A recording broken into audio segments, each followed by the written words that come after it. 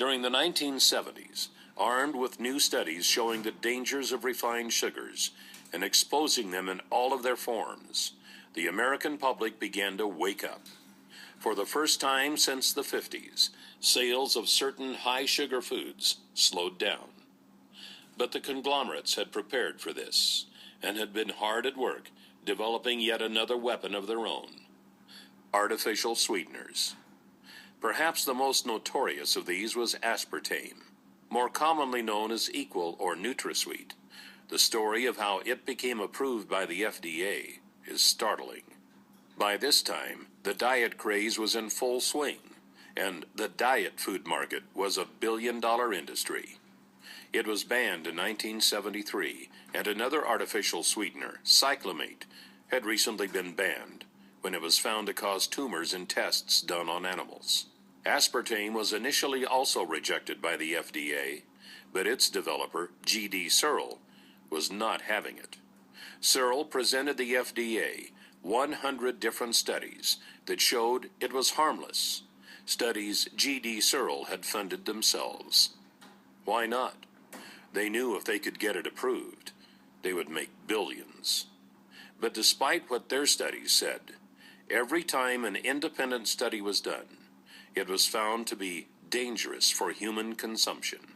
For the first time in history, the FDA sought criminal investigation into a food manufacturer for misrepresenting the safety tests of a product.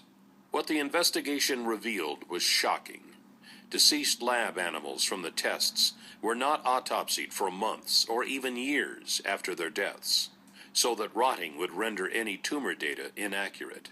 Other animals were found to have tumors cut out and thrown away. Then the animals with the removed tumors were labeled as normal.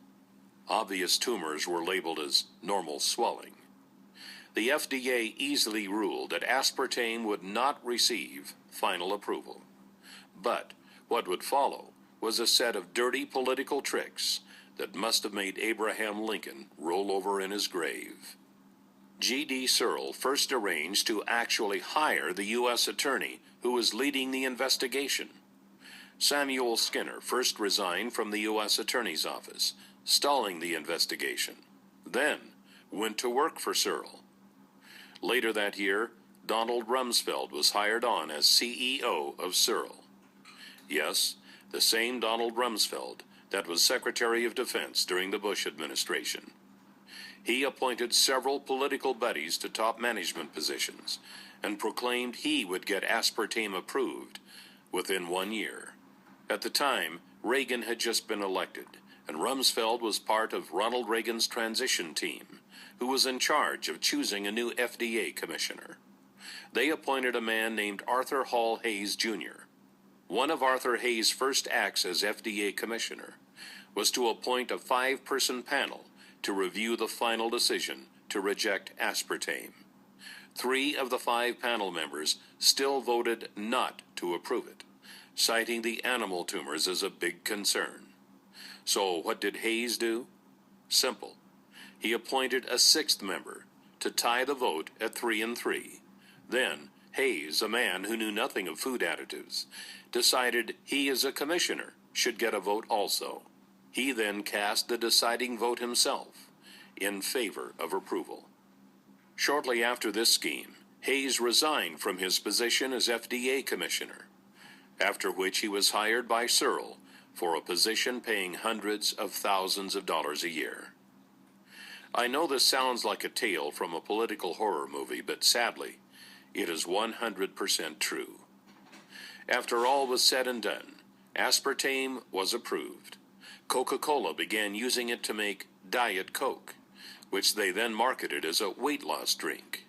In that first year alone, the FDA received over 600 consumer complaints reporting headaches, dizziness, and other strange reactions to this new foreign substance our bodies were never designed to handle.